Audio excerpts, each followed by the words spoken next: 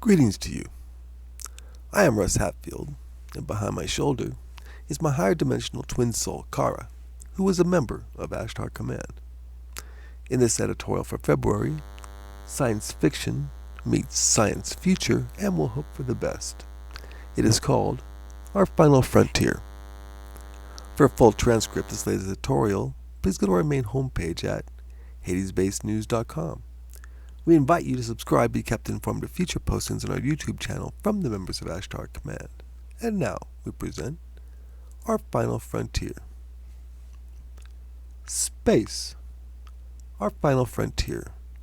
But a lot will have to happen before we finally find a home among the stars. As we begin to send spacecraft further and develop a presence on the moon, it's hard to imagine how humanity will be able to pilot craft to different galaxies. One man looked at the possibilities and created an alternate universe that we are able to experience daily.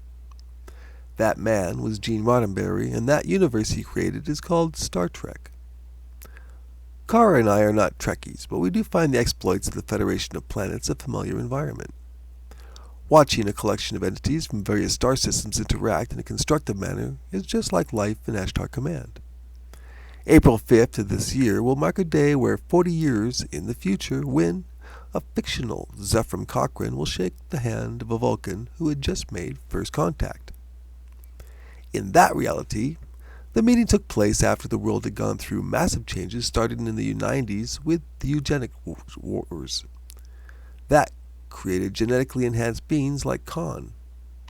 Then came World War III from 2026 to 2053, where countless nuclear bombs fell and governments across the planet collapsed.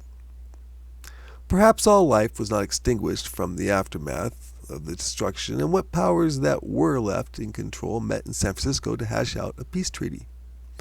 Nearly 30 years of war had changed people's minds about the wisdom of waging such a self-defeating endeavor.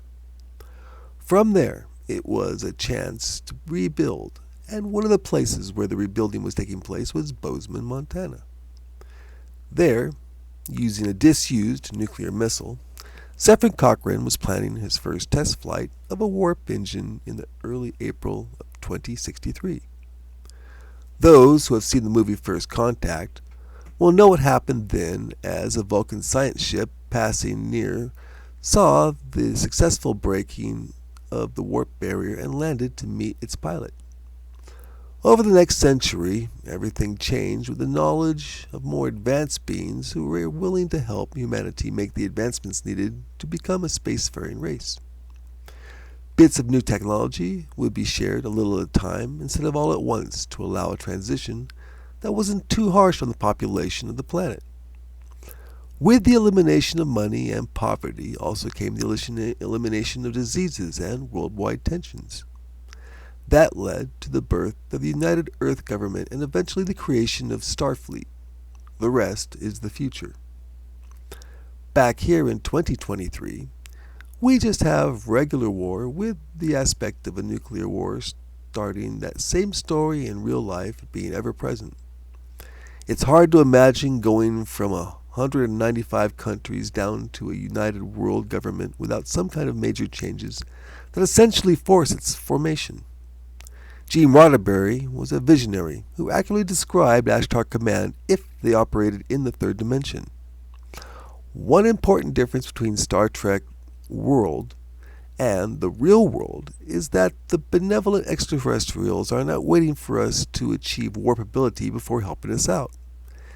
They are proactively doing so through channelings as we post in the Hades-based news and the thousands of other websites like ours.